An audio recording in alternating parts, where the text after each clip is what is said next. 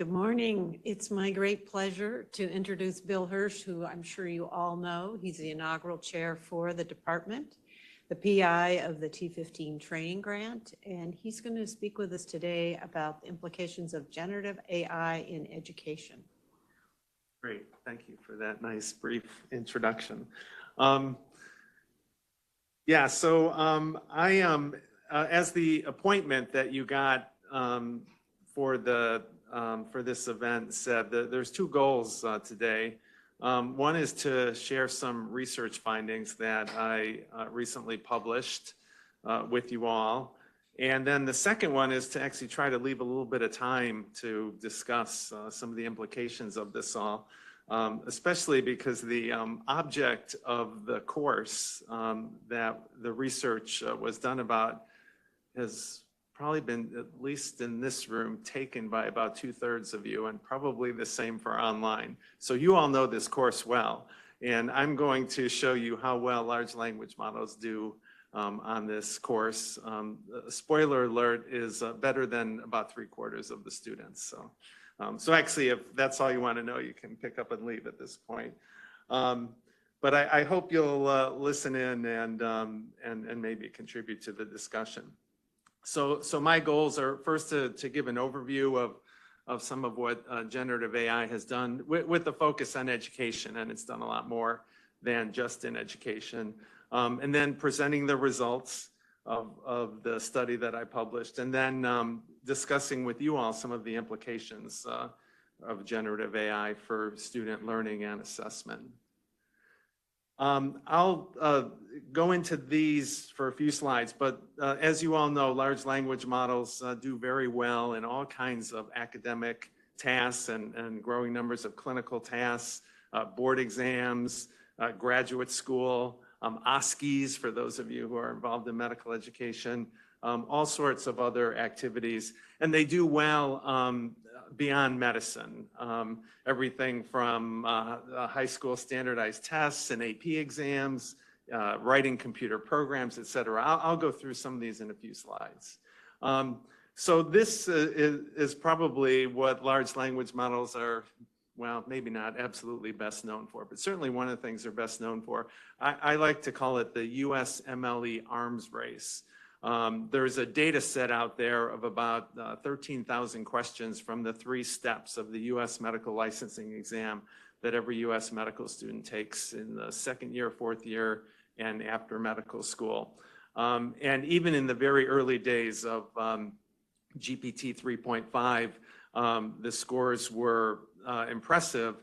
And now basically these whether it's ChatGPT or Gemini from Google or others, can pretty much score about 90% on these exams, which is way above the passing rate.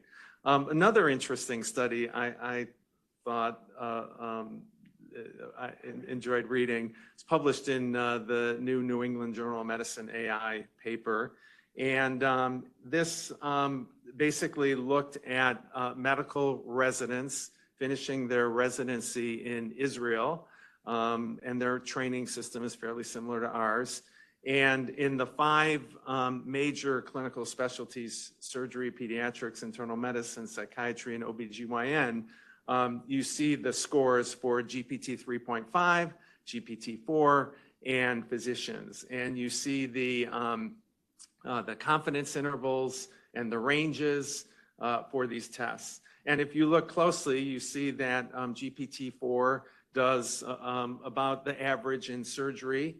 Pediatrics is one area, for whatever reason, where it does worse than it does outside the confidence intervals. Internal medicine, right in the middle. Psychiatry, very high, exceeding the confidence intervals, and OBGYN, a little down towards the bottom.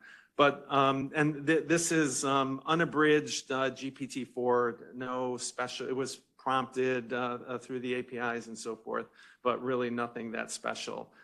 So clearly, generic large language models do very well on clinical tasks. And even in graduate school, actually, I unfortunately came across this paper after my paper had been published. I don't know these authors. In graduate school courses, so 9 exams in various basic science. I'll show you a figure on the next slide. GPT-4 exceeded the student average for 7 of 9 exams and exceeded all student scores for 4 exams.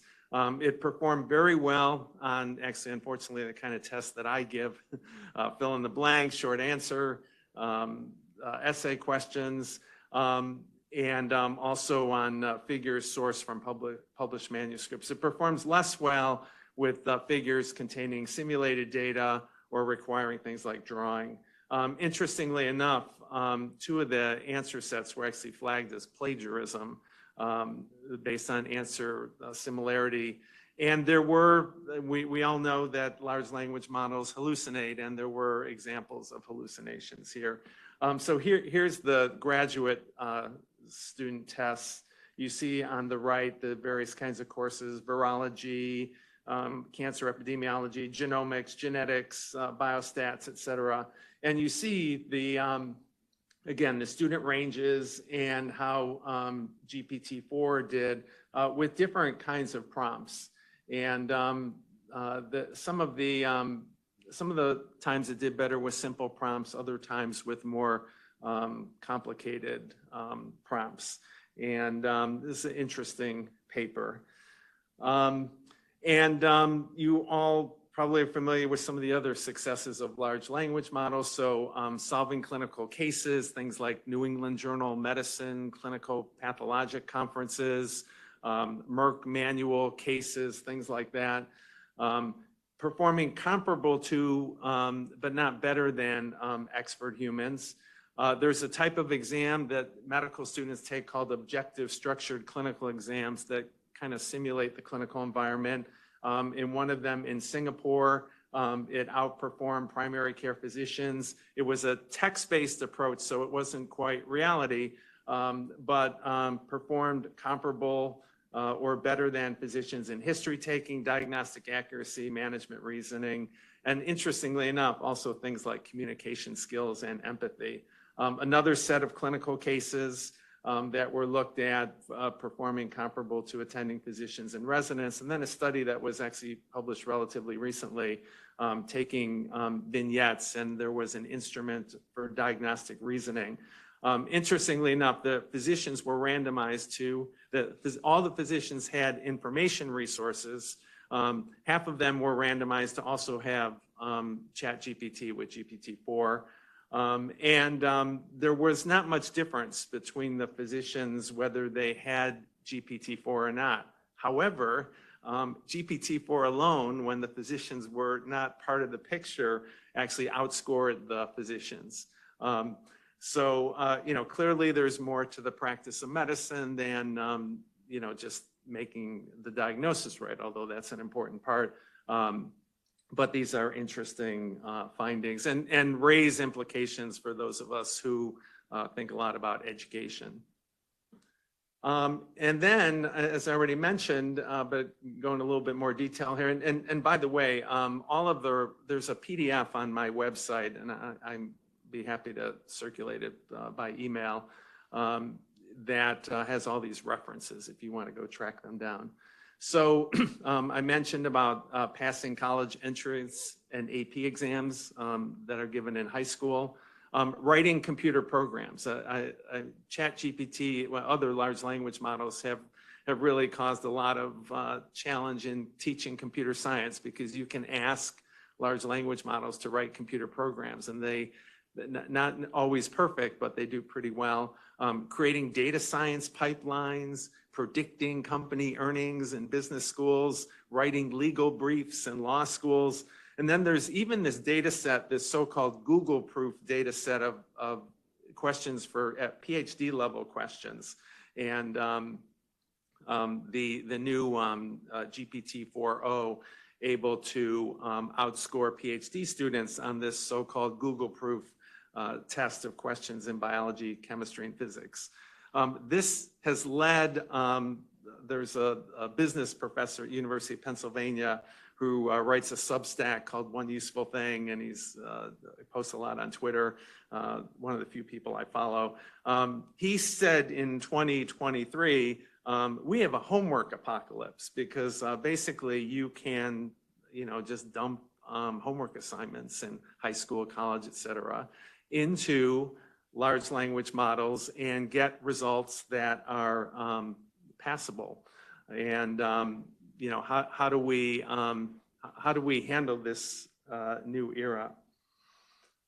So there are some concerns for large language models. Some of you may have seen a perspective that I published in JAMIA earlier this year that certainly when we're practicing medicine or doing a lot of things, we don't just want the answer to questions. We want to know what supports those answers. And large language models haven't mastered that task yet, although there are some systems that use things like retrieval augmented generation to provide references. We all know they're prone to hallucinations, confabulations, and then I always report that last year the dictionary.com word of the year for 2023 was hallucinate, and because it was used in this context. Another issue is that large language models speak with great confidence and trustworthiness. I actually meant to put a reference here because it was just a study published that looked at trying to develop ways to measure uncertainty in what comes out of large language models because they speak, they know the answer and they tell us the answer. Then there's also the issue of the impact on climate. This one interesting study found that an average ChatGPT prompt compared to Google search uses 10-fold more energy, electricity. And so the question you may ask is that ChatGPT prompt 10 times more valuable? But we do, even though we have been reducing carbon emissions, certainly in countries like ours, we now have these growing numbers of data centers, including ones that are building these large language models and taking prompts from them. So we have a challenge if we believe in climate change, that we also need to figure out how to be thoughtful about the climate. So that's just kind of my overview to set the stage for this study that I did. I just got this idea. I was actually thinking last winter, I need a paper to submit to AMIA this year, so I can justify going. The AMIA conference, the big informatics conference for our field. But as we got these results, I realized, this is not a conference paper publication. This needs to go in a journal. And I was aided with, I don't know if she's probably online, but Kate Foltz-Hollis, who many of you know, who serves as the TA for my courses. She helped me with this, and we worked together to publish this. So just working backward from the title of the paper, which first mentions a large introductory biomedical and health informatics course. I have a lot of data because, like I said, I'm just looking in this room. I know at least half of you in this room have taken this course, and I could probably look at the WebEx, and probably half of the people there have taken it, either some of you currently, others in the past, some of you in the distant past. It's taken, well, actually, I'll tell you more about different people that take it. So using generative AI, basically taking the assignments pretty much as is and using them as prompts. I'll show you the actual prompts that I did. What are the results and what are the implications? And that's what I'm going to talk about. And then hopefully leave some time for discussion, because I've been telling people about this, and no one's been able to give me really good answers about, how do we deal with this in education going forward? What does it mean for student assessment, for expectations around learning, and so forth? So a little bit about the course, which I may not need to say much because half of you have taken it. It's actually, I've been teaching this course for 3 decades. In fact, in this room, in its pre-configured state before they redid it. And it started out as an elective in the public health program, and then we started our graduate program. And I published a paper in Journal of Medical Internet Research earlier this year. It was their 25th anniversary, so they were looking for 25-year celebrations. So I proposed and then was invited to submit a paper about 25 years of teaching online, which we started teaching the course online in 1999. I know probably some of you weren't born then. In any case, I had the opportunity to write that paper, and I even have an outline of what the topics of the course were from that era. I do, though, update this course annually, and those of you who take it know that it has pretty up-to-date information. Because actually so many students take this course and I teach it in different ways, it gives me a lot of time to actually really put in and keep it up to date.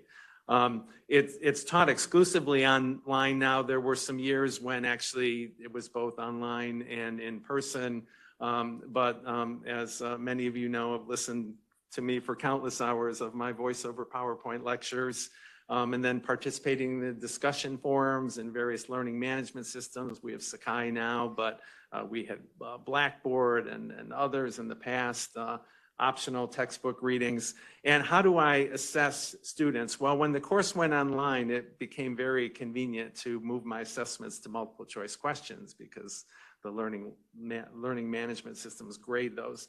But I've actually, even though I hated them in medical school, I've come to like multiple choice questions, not just because of the ease of grading, but I think there's ways that you can assess knowledge. There's a final exam that has 33 short answer questions, and there's a term paper that actually wasn't part of this study. So I'm actually only evaluating the unit assessments and the final exam and not the term paper, although there's all sorts of issues there about large language models, writing term papers and dissertations and things like that.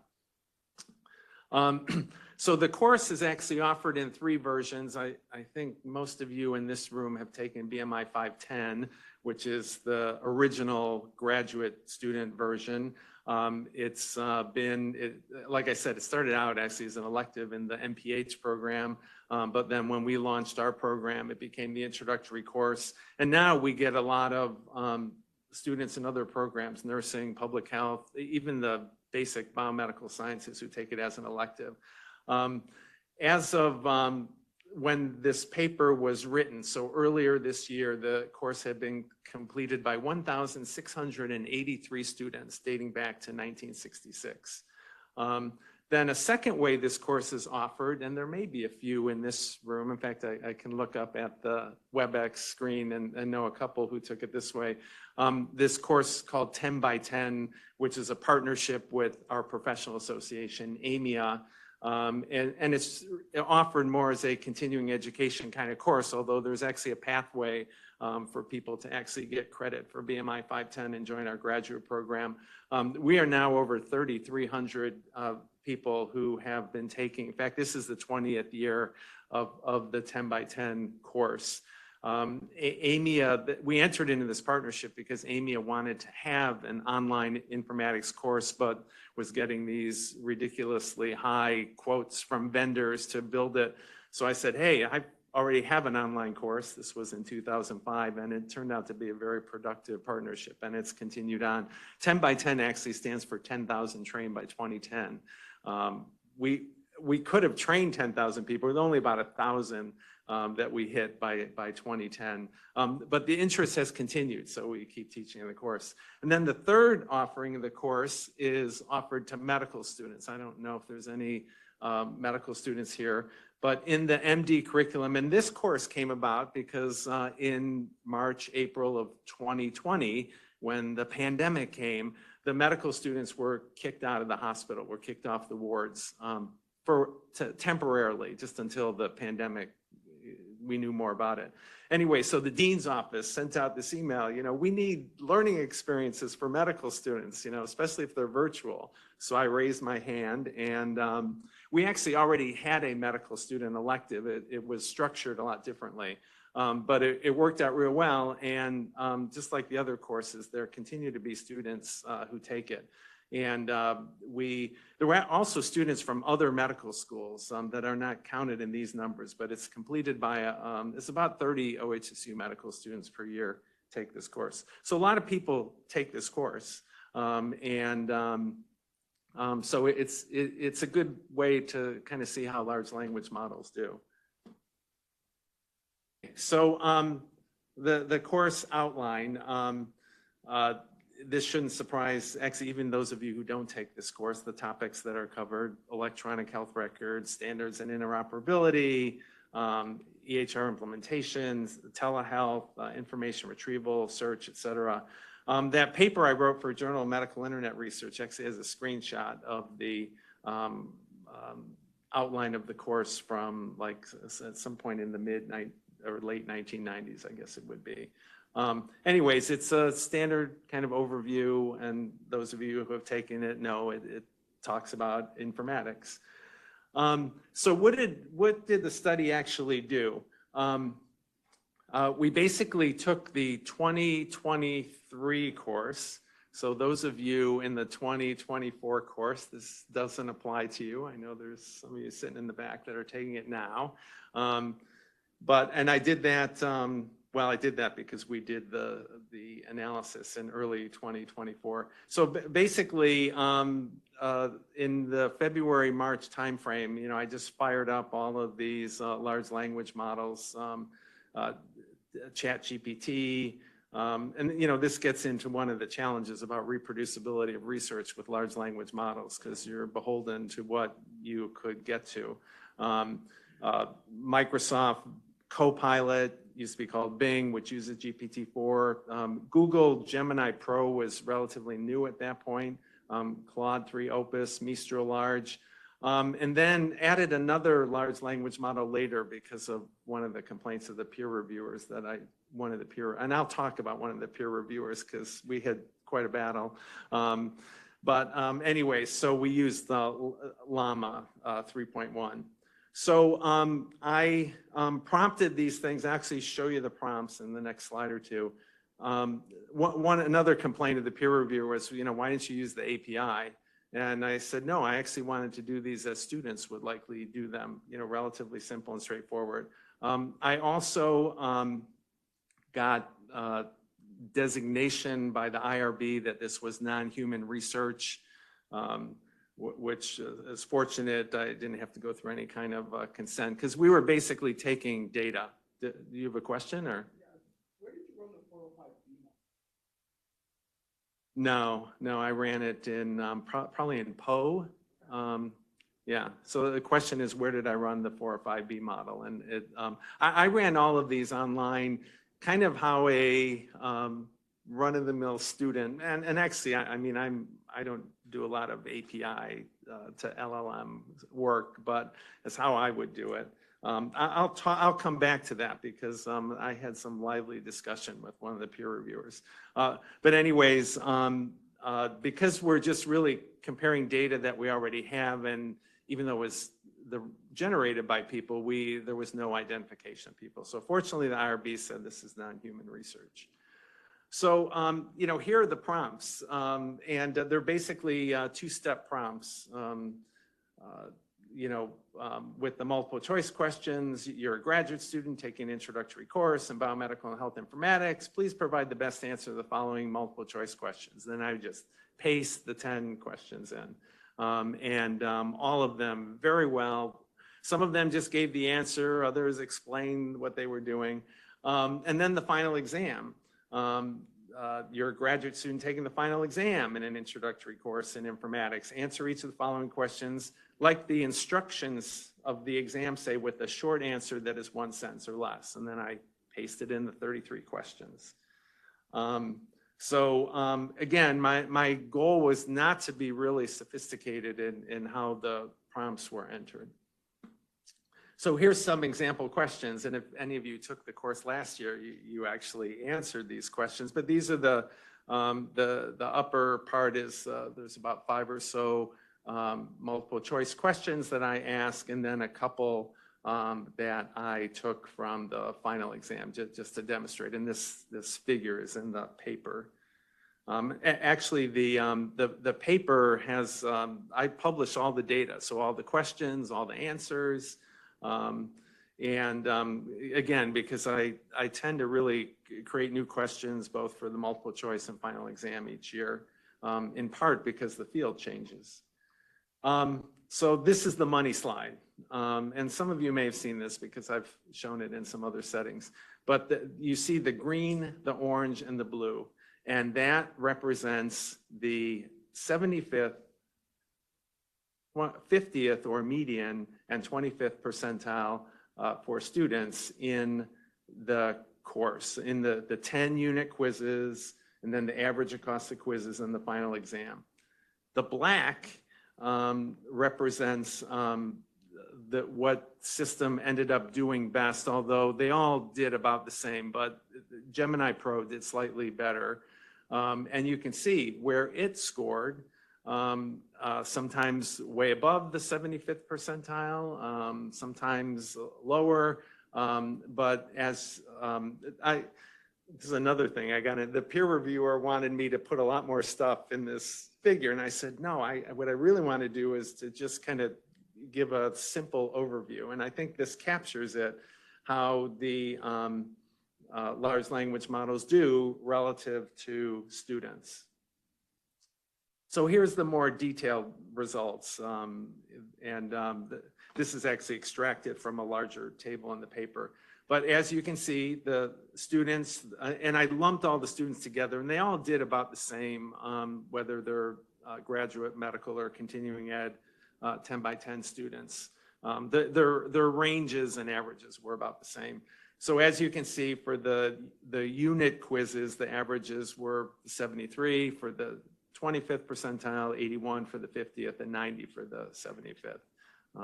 Maybe my questions are too easy. You see the final exam scores. So the median final exam score for me is 85%. I also like to think that you guys are smart and I teach you well. And then you see the results of the large language models, again, just with the prompts that I gave. They do remarkably well. No special training or anything, no retrieval augmented generation, just using them out of the box, if you will. And you see that, actually ChatGPT, we haven't really investigated this, but did really well on the quizzes, but less so on the final exam. I don't have an explanation for that. Actually, okay, yeah. So these are the numbers and so as you can see, large language models do quite well in my course. This is the final exam, and again, there's 33 questions, and I just kind of took a one or few word description of what the question is about. Typically, it's the answer. And you can see the green means they got it right. Red means they got it wrong. You see, there's a few questions that they don't do well on. There's a couple of questions where they all get it wrong.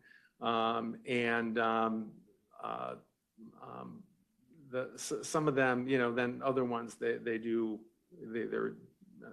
some do better than others. Actually, before I get to the peer reviewer, one other thing, it's in the paper, and I should probably put it in this talk. I'm just kind of being cognizant of time. Most of the LLMs did the final exam in about 60 to 90 seconds. So I typically give students, up to 4 hours to do the exam. And I was just sitting there looking on the screen, watching it, mostly correctly answer all the questions on my final exam. That's when I decided, yeah, okay, well, I should publish this in more than a conference proceedings. Anyways, so that's that. So I had an interesting experience with the peer reviewer, and I've mentioned it already a couple times. One question was, why are there no inferential statistics? And I said, I had some dialogue. I said, well, how would you use them? And the reviewer asked, why are there no p-values? I wasn't really trying to compare and show that someone was better in a statistically significant kind of way. I was really just comparing the large language models with the students. Another question this peer reviewer had, well, why'd you use these large language models? Why didn't you use this one, that one? And again, my answer was, these are what I think a student who's, moderately knowledgeable about large language models would do. Everyone knows ChatGPT and Gemini and Llama and so forth. Then another, why didn't you use the APIs? And again, it's true that the APIs would give more control over some things. But again, my goal was to replicate what a typical student would do. And then also, why don't you have more demographics? And I basically, had gotten the IRB approval really just to compare the scores. And I described the populations of students, the three populations: graduate, medical, and continuing ed. So clearly there are limitations of this study. Obviously, this is just a single academic course, although it's taken by a lot of people. I had no idea, this was the 2023 version of the course, so everyone by that point could have had access to ChatGPT, which was released on November 30th, 2022. I remember the day. Another limitation is that this field, like many, evolves rapidly. But really a major limitation, and I don't deny it, is reproducibility of studies using large language models. And I think this is something that we all have to figure out how to deal with, because even though Llama is open source, so you can actually download it and run it on your own machine. But Llama was trained by Meta, with huge amounts of hardware and so forth. So all of the large language models by necessity are controlled by the vendors, the companies that build them and sell access to them. And they're constantly changing. They're constantly updated. So, what you might get tomorrow might be different from what you get today. And then there's really little access to the internals. I mean, some of the earlier research I did in my career around search systems, you could, especially ones that were open source, you could literally tweak all of the parameters in the retrieval system. But there's some things we can tweak in the large language models, but they're also in some ways just kind of black boxes to us. So just a little bit of discussion, and then I will open it up. I'm trying to leave plenty of time for that. So I have a few more slides to cover. Actually, I'm not aware of any other courses in the biomedical domain that have been studied with using large language models like this. I showed the one graduate course, but it actually wasn't a course. It was a series of exams from different courses. All of the large language models scored better than 3/4 of the students. It really raises issues about expectations for student learning, how we assess students, and as Ethan Mollick says, the homework apocalypse. So one approach I've taken, and the faculty have seen this, and the students who are currently taking the course should see this, is my policy. And my policy is, one thing we noticed early on, actually there's a whole line of research around detection of use of large language models, and for the most part, neither we nor algorithms can detect them. There are certain situations, like when a very novice student posts something in a discussion forum, you can kind of tell that it came from a large language model.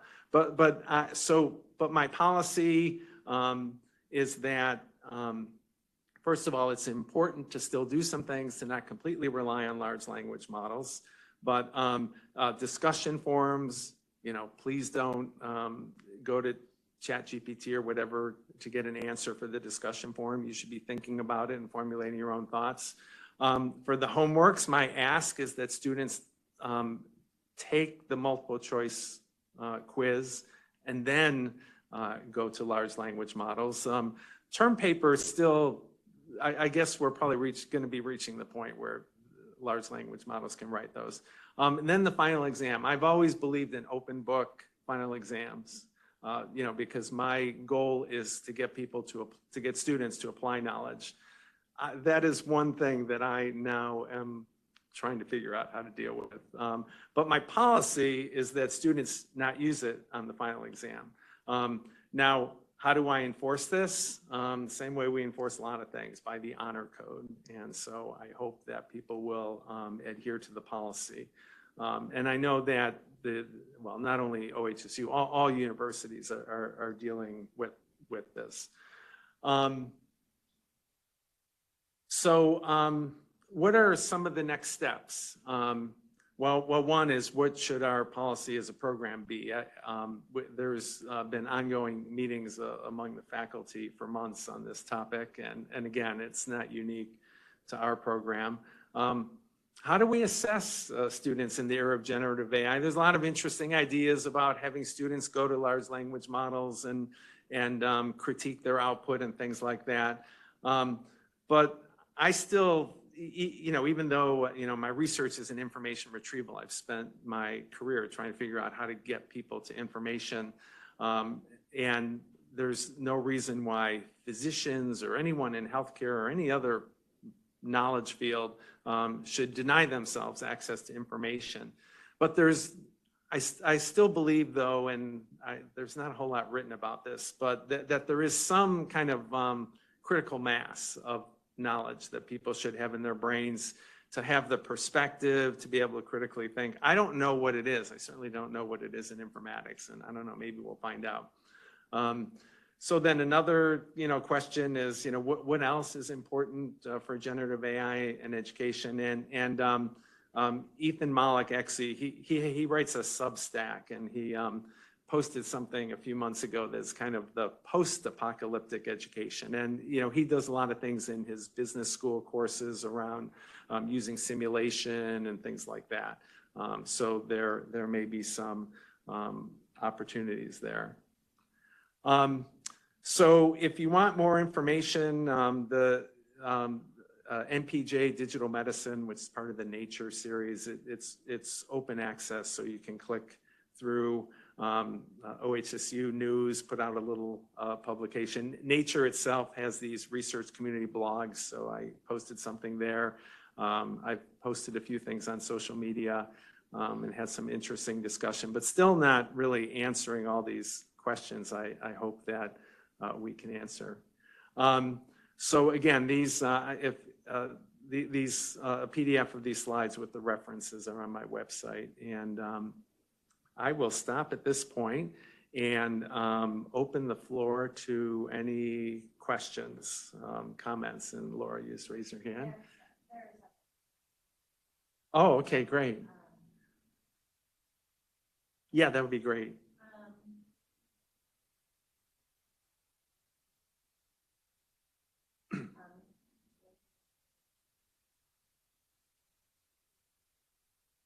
Mm-hmm.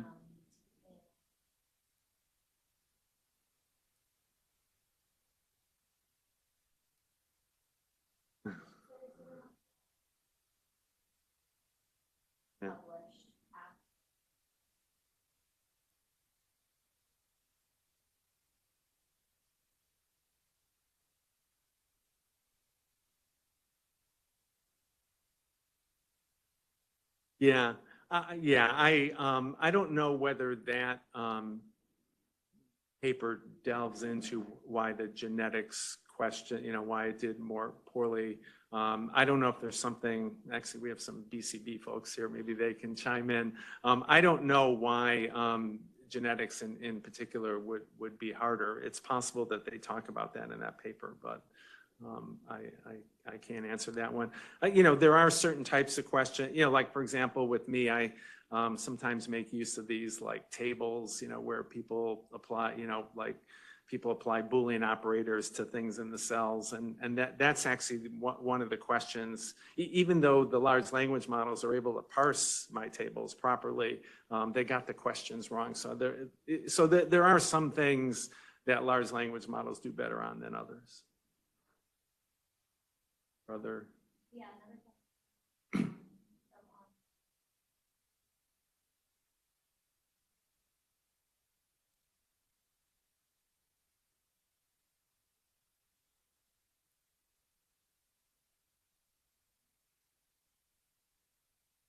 Yeah, I mean, that's exactly what I was getting at in those last few slides. You know, interestingly enough, in informatics, sometimes we, some researchers in informatics talk about airplane cockpits. I guess we have a person who flies airplanes here. But one of the challenges in designing airplane cockpits is what level of automation. You don't want to be completely automated so that the pilots can't react to anything, but you want to avail to them the things that you can sense and detect in the decision support. And there actually have been some studies in medicine, in radiology, where automation bias from AI leads to you know, radiologists, in essence, sometimes believing the AI when they shouldn't, when the AI gets it wrong. There are certain skills. I mean, another example I give, I talked about AI in education here about a year and a half ago, and I have a picture of myself holding a slide rule. I was one of the last people in the world who learned how to use a slide rule and do calculations with it. In my high school, when I was a senior in high school, they decided, okay, we're going to use calculators now. And people were all worried for many years that people were going to lose their math skills. In fact, I don't know if I could do long division right now, but you know, obviously I can pull up a calculator on my phone or my computer or whatever, and make those calculations. So I think that's another unanswered question, you know, is are there some skills that people should really master, you know, before they completely rely on AI? And again, I don't know that we have the answers to those questions. Yeah, Karen.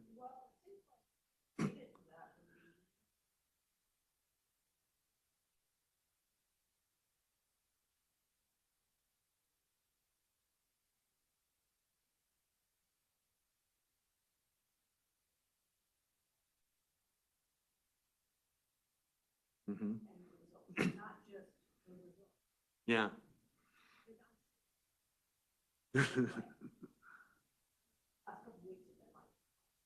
Yeah.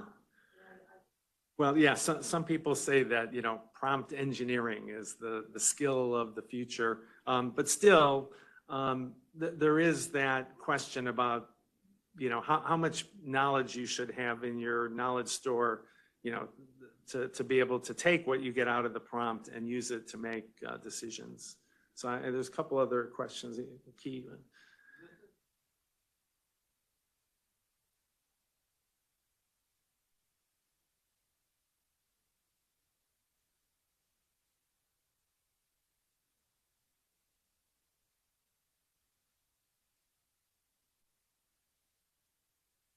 Evaluate, you know, after another, an already complex field is so difficult.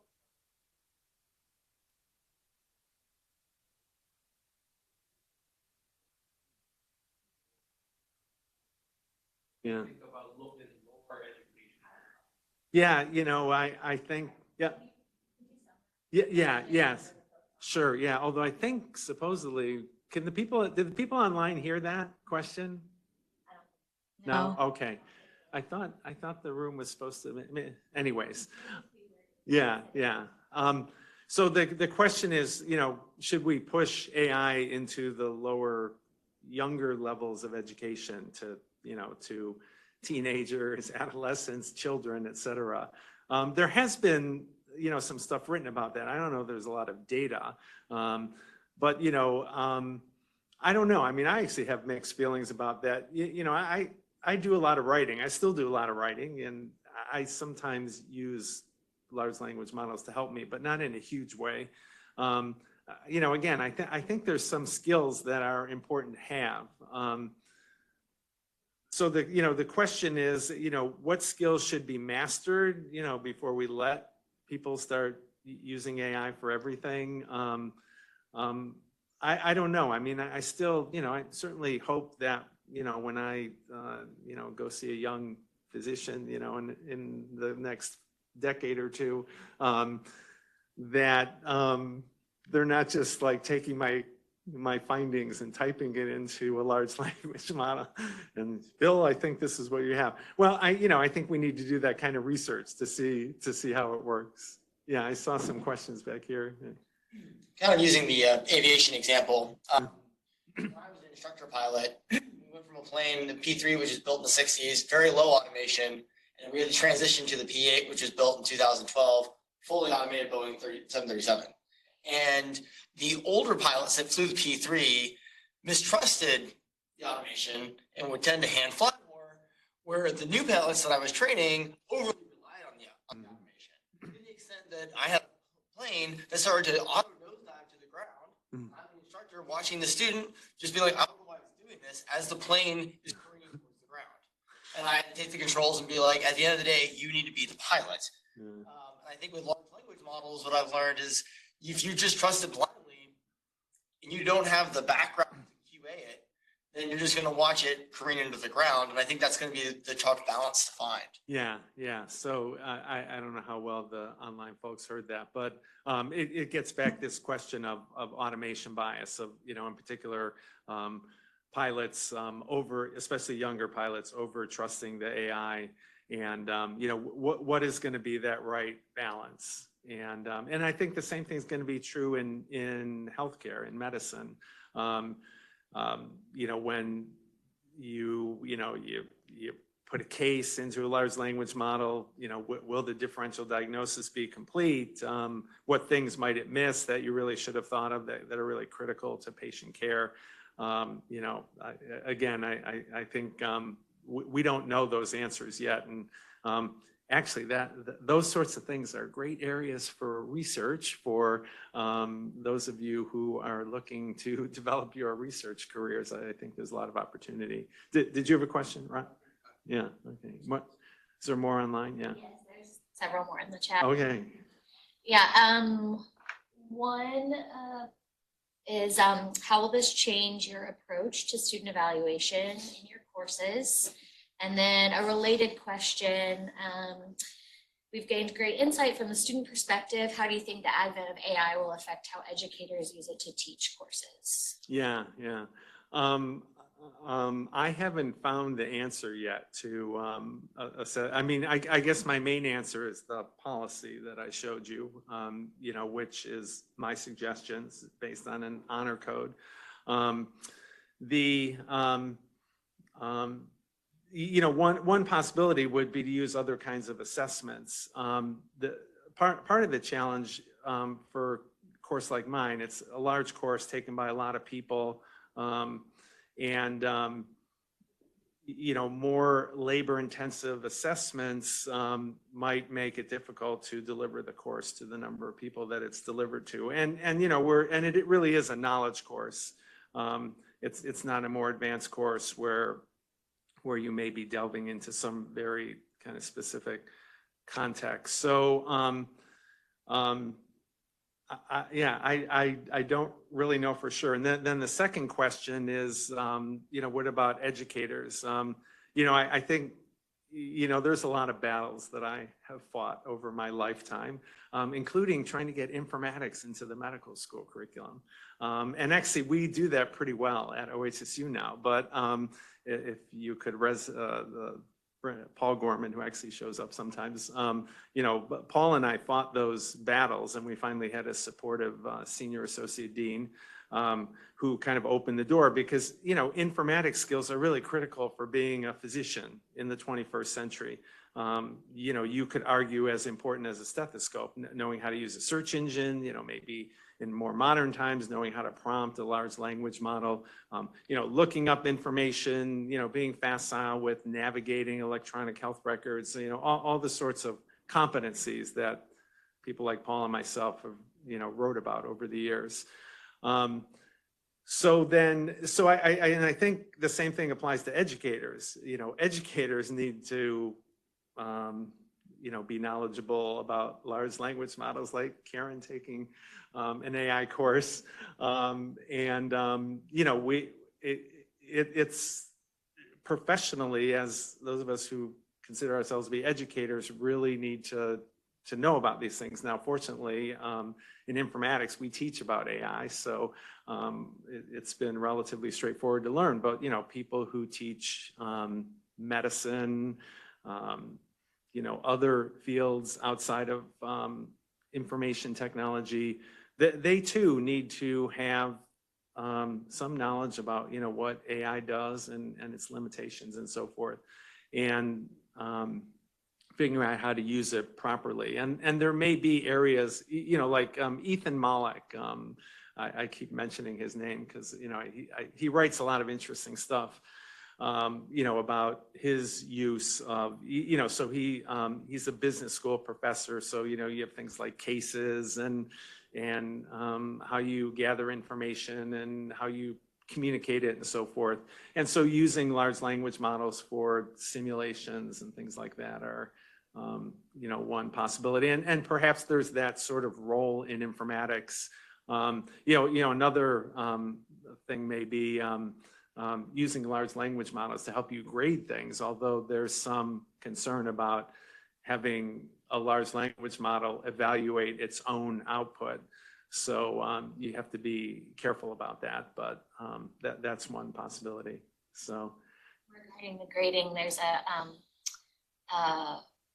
a collaboration, an article that faculty in the School of Nursing and somebody in my unit co-published, where they looked at grading. Yeah. Using the. Yeah, I bet there's. Interesting. One of the things that was really interesting about it was that they continued to prompt the LLM to grade it stricter and eventually it graded it at 0. Like they just continued to say, be more strict in your grading, be more strict in your grading. Yeah. Even though they provided a rubric, the longer they did that, it eventually just scored it as. Yeah. You should forward that paper to us. You can send it on. They've presented on it so recently too. It's pretty interesting. Yeah. There are a few more questions in the chat. There's a question in the back. Well, it's more of a comment of Sure. how educators are addressing AI. So I was a TA for engineering, writing, and ethics for a year at UCLA, and I was also a student at the same time. So I have many examples of different ways professors and I tried to address AI, because the course was purely based on essays and I had to grade them. So one thing that we did is that we tracked people's Google Docs and over time to see if there were huge amounts of pasted text at one point, which this could be automated. So that would be an easy way where you wouldn't have to directly use AI to detect, ChatGPT or whatever. And then also something really interesting is that a lot of professors are going back to old school ways, like oral exams. I had several oral exams during my master's, which was interesting because there's no way you can get out of that. Yeah. With the professor.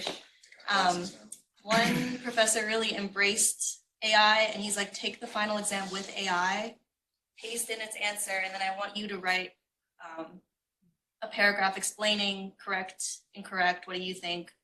And he was also very surprised by how well AI was able to perform on its tests. So there are lots of interesting ways. Some were using advanced technology, kind of integrating it with class, and some people kind of going back to traditional methods of grading. But obviously all of these things are very labor intensive.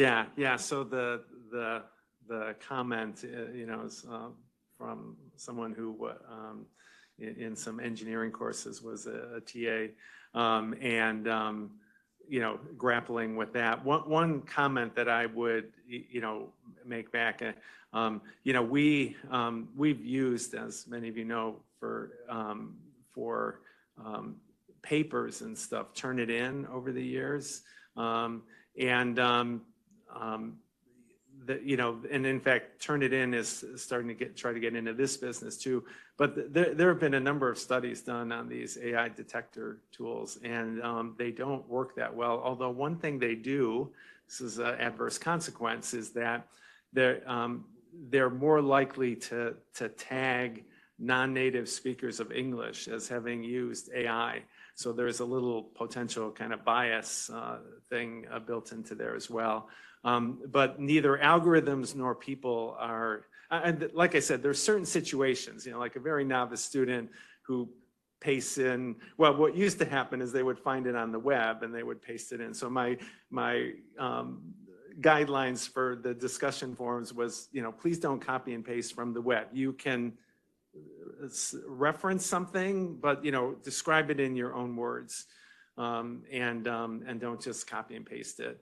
And we've known there's some instances you can tell that sort of thing pretty easily, but there's many other situations where you can't discern the difference between something coming out from large language models or people.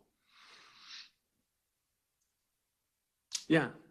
Follow up on that. I think AI is here. People are going to use it. It's going to get better and better and better, especially in knowledge-based kind of courses. So, I think some of the comments have been around, how do we jump to like the next level of thinking? How do we become more integrative and evaluate these kind of higher order concepts? Yeah.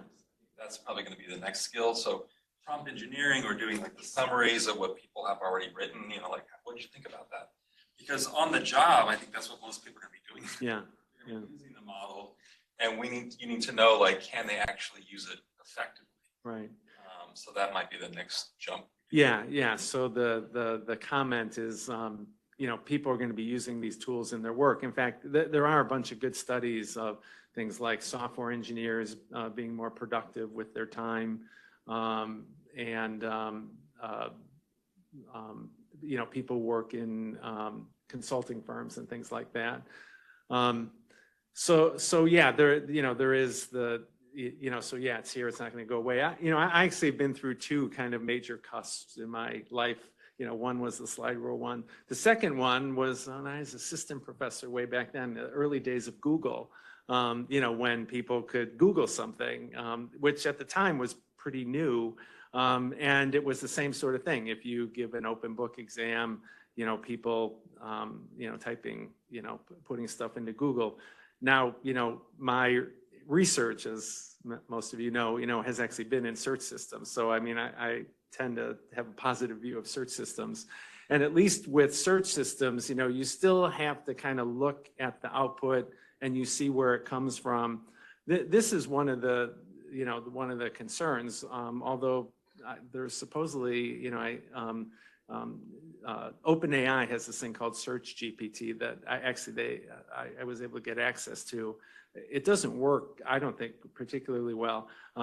But again, certainly in medicine, if some large language model tells you, give this drug, you might want to know, well, is there a guideline or is there a systematic review or some other kind of evidence that supports the use of that?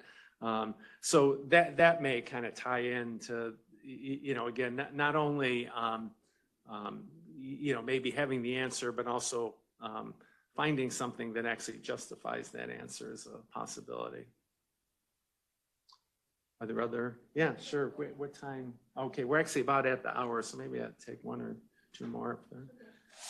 Let's see. One of the questions was, do you think there's a better approach than an arms race of AI use and AI detection? Yeah. Well, I think this is another topic I've written about. We need, it's important to evaluate AI models as they're built, whether it's classifying chest x-rays or answering clinical questions. It's important to do that, but that's not the end of the research. Just like, showing that a molecule in an animal model inhibits the growth of a certain type of cancer. That's not the end of the research there. You then have to see if that molecule is safe in humans, and then you have to do clinical trials. Does it work? And so, I think again, this is the opportunity for students and postdocs, et cetera. These models that work kind of in the lab, you know, can we actually do the translational thing and move them into the real world and lead physicians to make better decisions, to provide better care and things like that. But you know, we obviously need to test the models first before they get to the point that where we actually start applying them to humans. There's one more question. Okay, I can take that. How does earlier research on clinical decision support inform work on AI-driven automation bias? Can comparisons be made between fixed rules logic and learning language models? Yeah, so the question is about earlier clinical decision support. You know, I shouldn't really wax nostalgic about how old I am, but you know, I kind of came into informatics at the tail end of the original era of AI, you know, where people were building rules and decision support systems, and you know, it wasn't scalable, and you know, there was the AI winter. We literally didn't use the term AI for about 10 or 15 years in there. But you know, there are things we can learn from that earlier work, although you know, another challenge with that earlier work is that, you know, the computers of the time were a lot different. You know, computers in the 1980s, you know, the internet existed, but very few people had access to it. It was orders of magnitude slower than it is today. The 1980s, I guess, was the start of the Mac, but a lot of the, you know, graphical user interfaces and so forth. And we didn't have electronic health records to integrate systems in. So there's some things we can learn, but it really was a different era. And there's just so many things, whether it's the technology, you know, our understanding of it and so forth. So, you know, if you're doing research in a specific area, it's probably worthwhile for you to look back into that early era of AI. Is there anything interesting that was learned there? So I will stop at this point, but you know, my goal for this talk, as you know, was to actually, from the faculty standpoint, is to keep our discussion going about generative AI in the educational program. And so, yeah, I will stop here, and I look forward to talking about it. Thanks. Lots of